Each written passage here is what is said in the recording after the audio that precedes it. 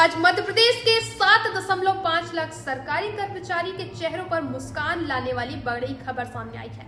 जी हां, 1 नवंबर यानी राज्य स्थापना दिवस के दिन मुख्यमंत्री मोहन यादव सरकार एक बड़ा तोहफा देने जा रही है। महंगाई भत्ता यानी डीए बढ़ने वाला है 3%। इस फैसले के साथ ही कर्मचारियों को 4 महीने का एरियर भी मिलेगा, यानी नवंबर की सैलरी से जेब में ज्यादा पैसा और त्योहारों में खुशियों की डबल डोज। क्या है पूरा गणित? कितना बढ़ेगा वेतन और सरकार पर कितना बढ़ेगा वित्तीय बोझ? देखिए इस रिपोर्ट में। मध्य प्रदेश सरकार ने अपने कर्मचारियों को लेकर एक ऐतिहासिक फैसला लेने की तैयारी कर ली है। जानकारी के मुताबिक राज्य सरकार 3% महंगाई भत्ता यानी डीए हाइक बढ़ाने जा रही है।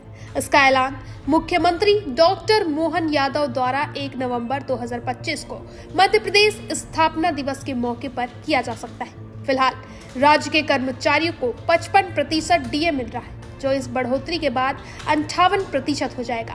इस बढ़ोतरी से करीब 7.5 लाख कर्मचारियों को सीधा फायदा होगा, जबकि सरकार पर हर महीने लगभग 125 करोड़ रुपए का अतिरिक्त वित्तीय बोझ आएगा।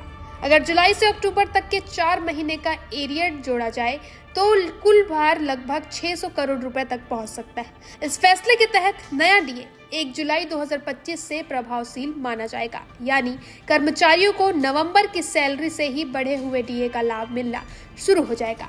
एरियर की राशि दिसंबर से मार्च तक 4 किस्तों में दी जाएगी, ताकि एक तरफ कर्मचारियों को राहत मिले और दूसरी तरफ सरकार के बजट पर अचानक दबाव भी न पड़े।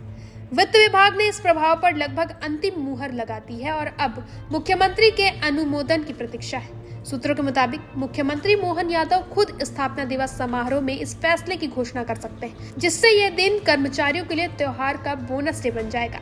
कर्मचारी संगठनों में इस संभावित फैसले को लेकर जबरदस्त उत्साह है। मध्य प्रदेश शासकीय कर्मचारी संघ के प्रतिनिधियों ने कहा, अगर यह घोषणा होती तो यह न सिर्फ आर्थिक राहत होगी, बल्कि एक मोरल बूस्टर भी साबित होगा। त्योहारों के मौसम में यह बढ़ोतरी कर्मचारियों की जेब में अतिरिक्त क्रय शक्ति लाएगी, जिससे राज्य के स्थानीय बाजारों में खर्च और आर्थिक गतिविधियों को भी बल मिलेगा।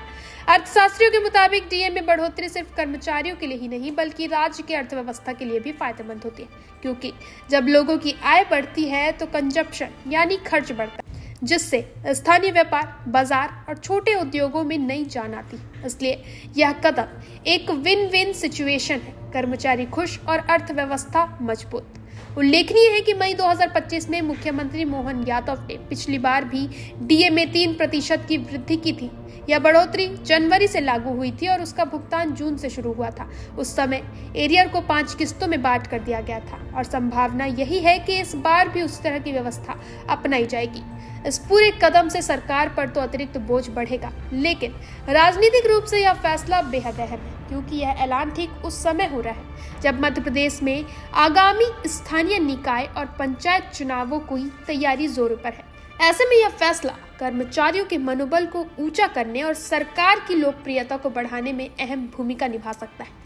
अगर आगे राज्य की आर्थिक स्थिति अनुकूल रही तो वित्तीय विभाग आगामी बजट में ग्रेड पे रिवीजन या अन्य भत्तों से जुड़ी घोषणाएं भी कर सकता है, यानी कि कर्मचारियों के लिए आने वाले महीनों में और भी खुशखबरियां हो सकती हैं। कुल मिलाकर यह फैसला सरकार के सहयोग और स्थिरता के एजेंडे को आगे बढ़ाता है। एक ऐसा संकेत कि मोहन यादव सरकार अपने कर्मचारियों के साथ खड़ी है। त्योहार का मौसम, स्थापना दिवस का उत्सव और जेब में अतिरिक्त कमाई, इससे बेहतर कॉम्बिनेशन भला क्या ही हो सकता है।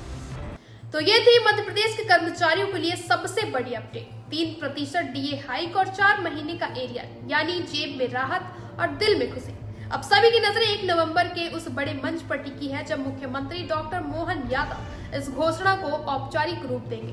देखना दिलचस्प होगा कि क्या इस फैसले के बाद राज्य की राजनीति और अर्थव्यवस्था दोनों में पॉजिटिव करंट देखने को मिलेगा या नहीं। फिलहाल इतना ही, बने रहे निशानेबाज पर।